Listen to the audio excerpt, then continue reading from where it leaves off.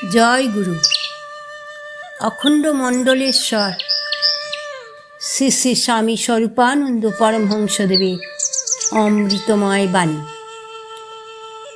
নিজ দুর্বলতার গাথা গাহিয়া বেড়াইও না।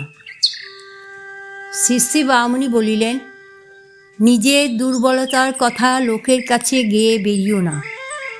ধন আর ঋণ, বল আর দুর্বলতা, পুণ্য এবং পাপ সব সময়ে লোকের কাছে গোপন রাখা ভালো। নিজের সৌভাগ্যের কথা বাইরে প্রচার করে বেড়ালে গর্ব, দম্ভ, অহংকার আসে, আর অহংকারই মানুষের পতনের প্রথম সোপান। নিজের দুঃখ, দুর্ভাগ্য, দুর্বলতার কথা বাইরে প্রচার করলে আত্ম অবিশ্বাস এসে যায়, আত্মশ্রদ্ধা কমে যায়, দুর্বলতাও বাড়ে। অনেকে আগ্রহ করে তোমার দুর্বলতার কথা শুনতে চাইবে শুধু তোমার দুর্বলতাকে আরও বাড়িয়ে দেওয়ার জন্য। অন্যের দুর্বলতার খবরও তুমি শুনতে যেও না।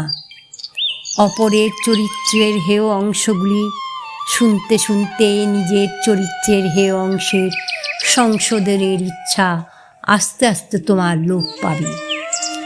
কামের উৎপীড়নের ক্লেশ পাই নাই জগতে এমন মানুষ খুব কমই আছে, কিন্তু প্রকৃত মানুষেরা নিজ নিজ জীবনের যুদ্ধক্ষেত্রে ধীর চরণে দাঁড়িয়ে থেকে কঠোর সংগ্রামে জয়ী হয়েছে।